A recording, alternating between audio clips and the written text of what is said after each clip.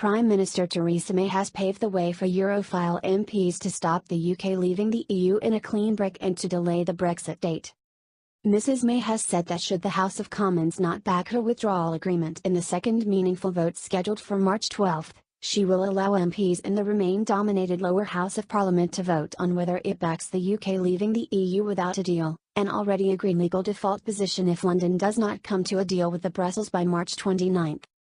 The Prime Minister also said that should the House vote down her bill and later vote against leaving without a deal, Parliament will be asked to vote on a short extension to Article 50, the legal mechanism for leaving the EU. The decision to allow the possibility of two votes in the House of Commons that could delay the country's exit from the bloc came after reports in the media that Mrs May was being pressured to make the concessions by her own Remainer cabinet ministers.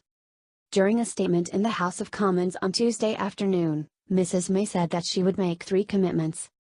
First, we will hold a second meaningful vote by Tuesday the 12th of March at the latest.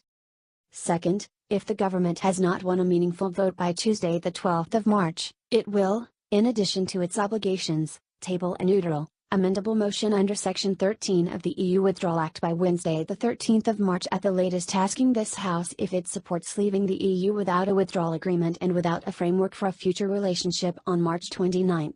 So the UK will only leave without a deal on the 29th of March if there is explicit consent in the House for that outcome.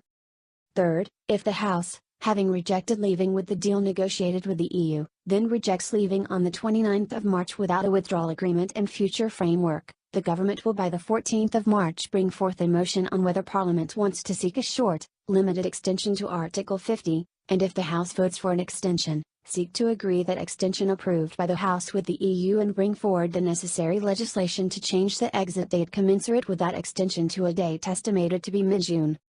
While Mrs May maintains that she would rather her agreement be passed and does not want to see an extension to Article 50 and that a short extension would have to be a one-off, she will face backlash from Brexiteer MPs over what will be seen as a betrayal of the June 2016 referendum, and pledges by the Prime Minister that the country will leave on March 29.